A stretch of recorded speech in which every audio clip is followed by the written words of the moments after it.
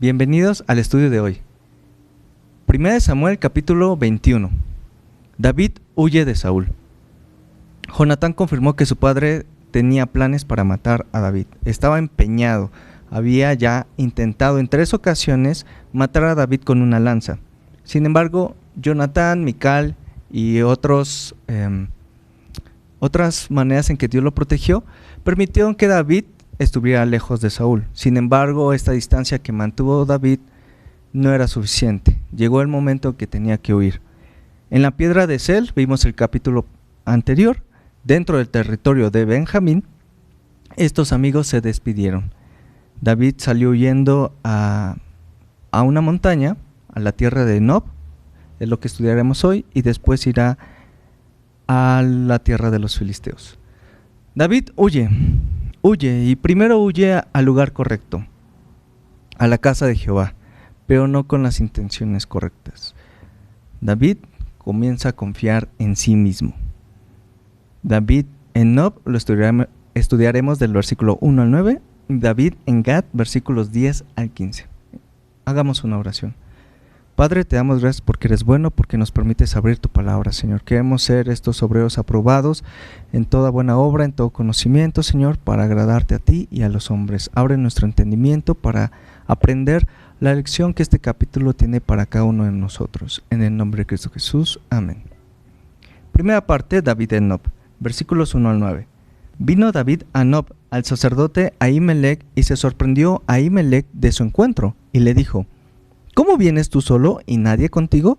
Y respondió David al sacerdote Ahimelech: El rey me encomendó un asunto y me dijo: Nadie sepa cosa alguna del asunto a que te envío y lo que te he encomendado. Y yo le señalé a los criados un cierto lugar. Ahora pues, ¿qué tienes a mano? Dame 5 panes o lo que tengas. El sacerdote respondió a David. Dijo: No tengo pan común a la mano, solamente el pan sagrado.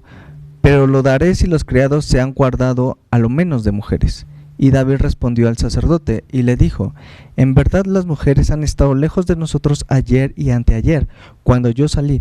Ya los vasos de los jóvenes eran santos, aunque el viaje es profano. ¿Cuánto más no serán santos hoy sus vasos? Así el sacerdote le dio el pan sagrado, porque allí no había otro pan, sino los panes de la proposición, los cuales habían sido quitados de la presencia de Jehová, para poner panes calientes el día que aquellos fueron quitados. Y estaba allí aquel día detenido delante de Jehová uno de los siervos de Saúl, cuyo nombre era Doeg, edomita, el principal de los pastores de Saúl. Y David dijo a Ahimelech: ¿No tienes aquí a mano lanza o espada? Porque no tomé en mi mano mi espada ni mis armas, por cuanto la orden del rey era apremiante. Y el sacerdote respondió: La espada de Goliat del filisteo, al que tú venciste en el valle de Ela, está aquí envuelta en un velo detrás del efod. Si quieres tomarla, tómala, porque aquí no hay otra sino esa. Y dijo David: Ninguna como ella, dámela. Bien, David llega corriendo, huyendo, está dentro del territorio de Benjamín. Esto es algo muy importante porque llega a la ciudad de Nob. Nob es una pequeña ciudad sacerdotal de la tribu de Benjamín. Está muy cerca de Jerusalén, así que podemos imaginarnos que este lugar está en una montaña, en un lugar alto. De hecho, la palabra Nob significa lugar alto, y lo recibe el sacerdote Ahimelech, que le pareció muy extraño que un hombre tan prominente como David anduviera solo. Por eso le pregunta: ¿cómo es que tú andas solo?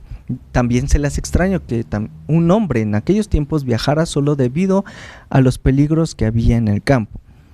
Podemos imaginarnos que David se veía también cansado, sucio, desaliñado y probablemente muy asustado.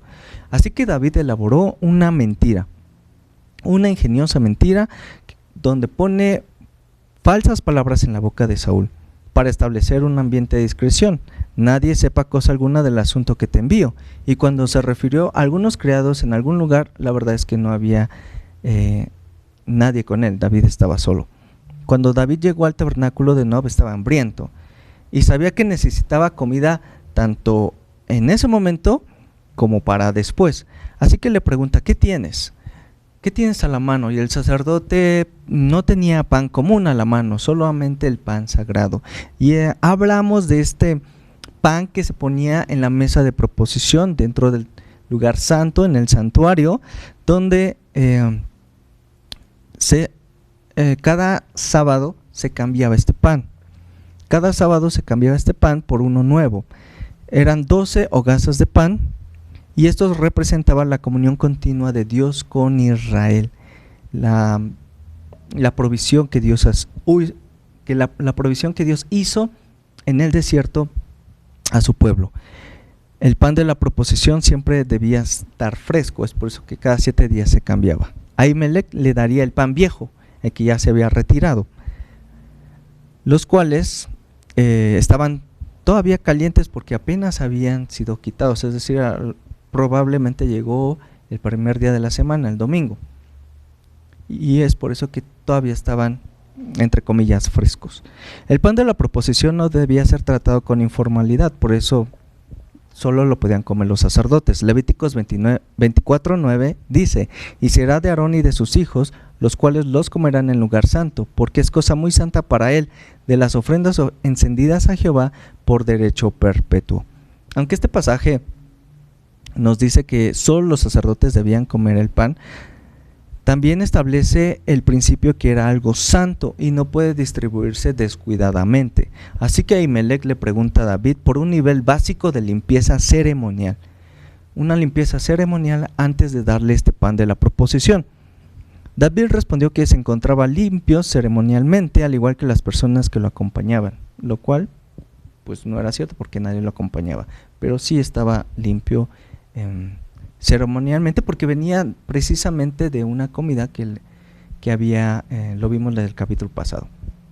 Esto de la purificación ceremonial es algo que estudiamos en Levíticos.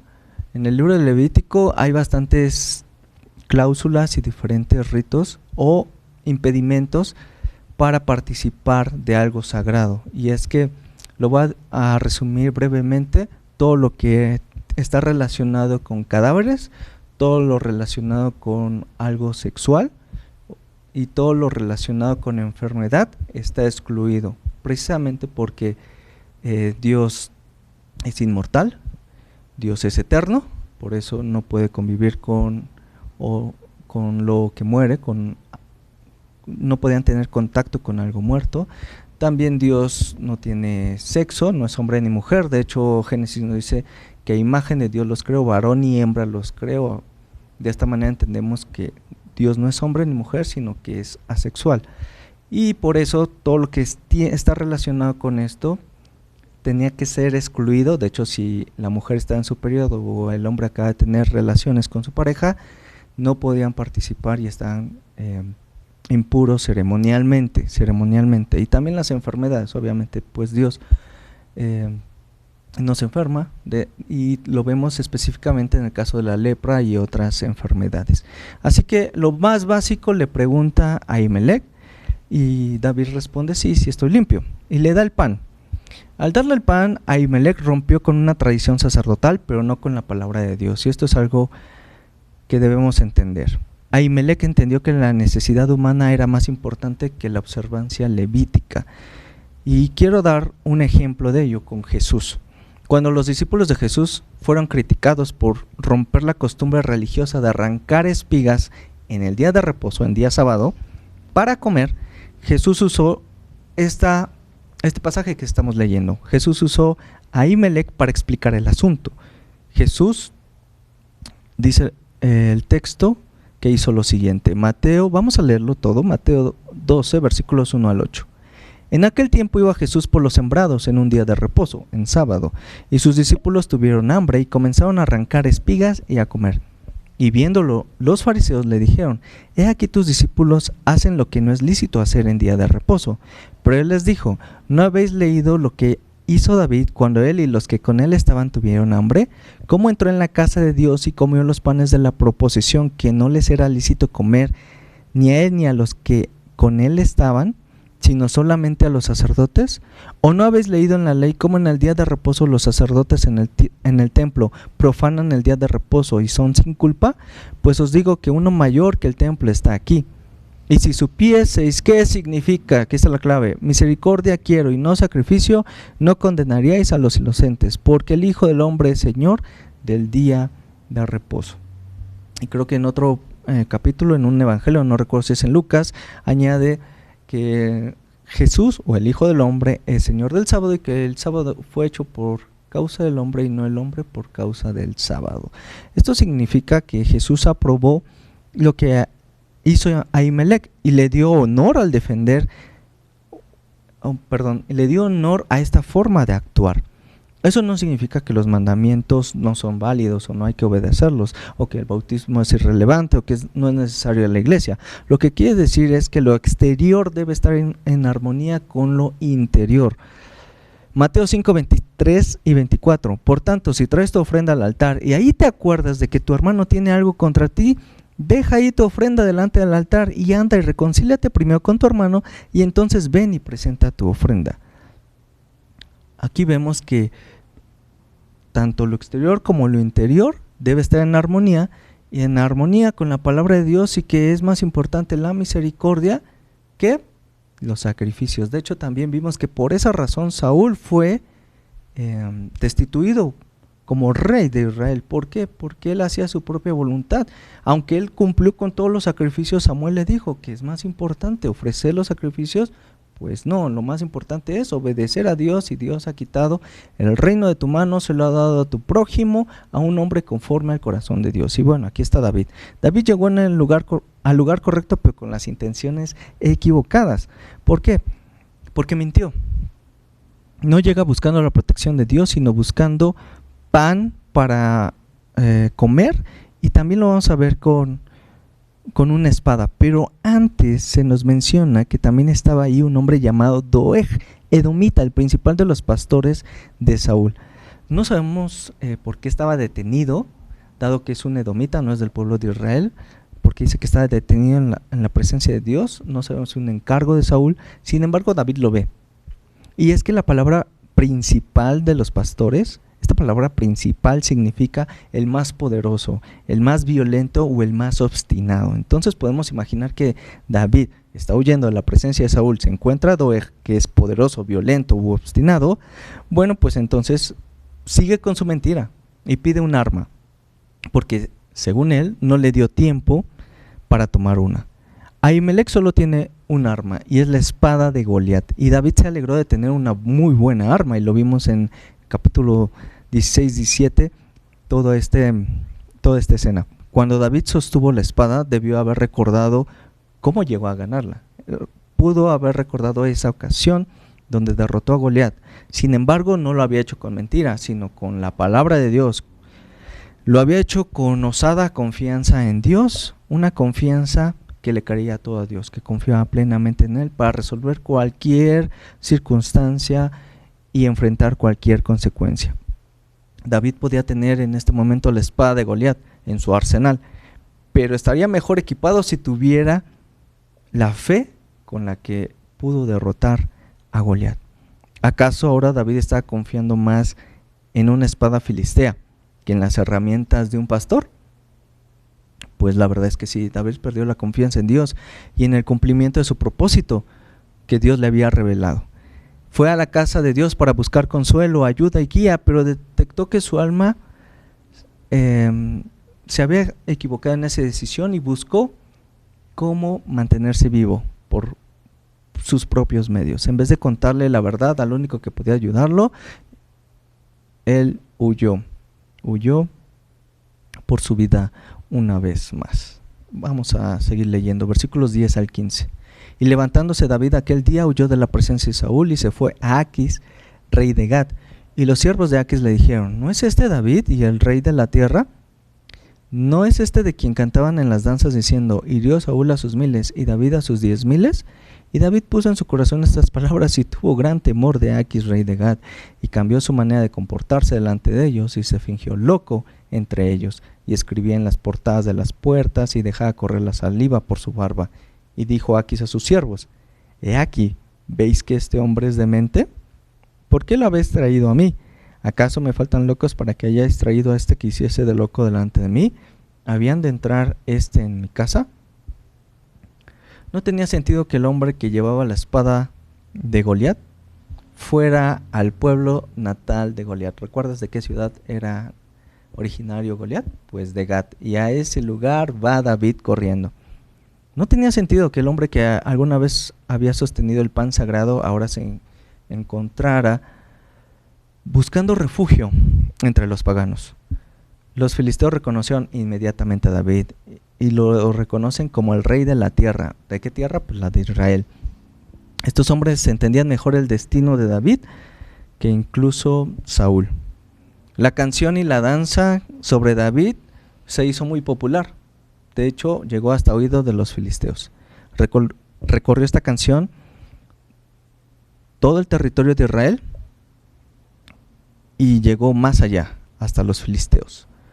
David sabía que lo habían descubierto y entendió que el rey de Aquis no dejaría ir vivo al hombre que mató a Goliat. David actuó de una manera extraña, rasguñando las puertas de la entrada de la ciudad y dejando correr la saliva por su barba. Básicamente, David se humilló delante de los filisteos y actuó como un loco, es lo que nos dice el texto. Y el plan de David funcionó. El rey Aquis, lo vemos en los últimos versículos, decidió liberar a este hombre porque no coincidía la reputación de David con lo que él veía. Decía, este no es David, y si lo era, pues era un espécimen bastante loco y demente, y que bien lo podrían dejar ir. El intento de David por protegerse con mentiras ingeniosas, en vez de confiar en Dios, no lo protujo.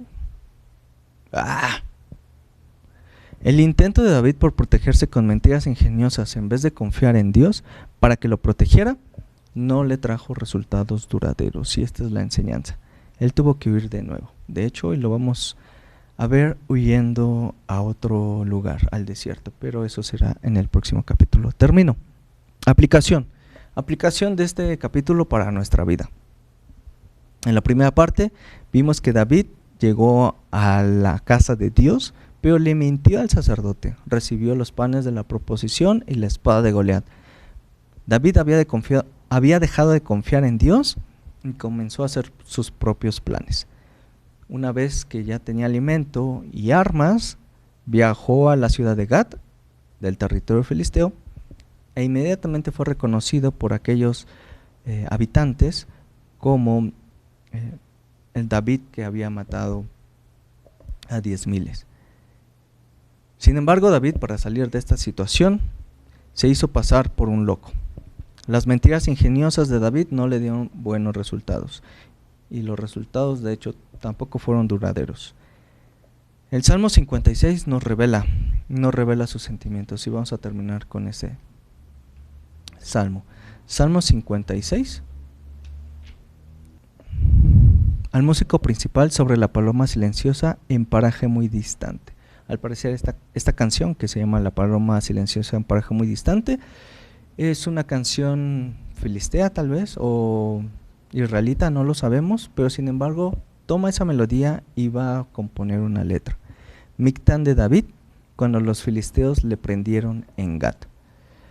Versículo 1. Ten misericordia de mí, oh Dios, porque me devoraría el hombre. Me oprime combatiéndome cada día. Todo el día mis enemigos me pisotean, porque muchos son los que pelean contra mí con soberbia. En el día que temo, yo en ti confío. En Dios alabaré su palabra. En Dios he confiado y no temeré. ¿Qué puede hacerme el hombre?